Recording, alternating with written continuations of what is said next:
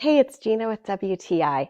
I love leg day and I love doing squats, but sometimes my knees bother me along with other joints.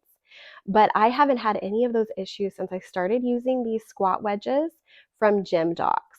So these are designed by physical therapists and they really know what they're doing to optimize not just strength training, but also making it as easy on your body as possible. Some things I like about these squat wedges are, first off, that there are 3 different levels. So depending on your level of expertise or strength training, you can choose which one is best for wherever you're at. I personally chose level 3, which is the highest, when I was doing weighted squats. And I really liked how easy it was on my knees and how it helped me to keep form and really lean back into my heels. Now, my husband has absolutely been loving these for deadlifts, especially. He says that it really helps him to keep form with extra mobility, and he just really loves it.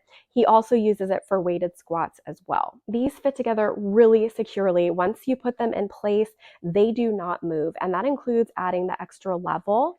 They're anti-tip and they fit together with this wave pattern that really helps it to lock into place, and they don't move around at all. So you can have confidence stepping onto these just using body weight or whatever weight that you're using in order to maximize your strength training.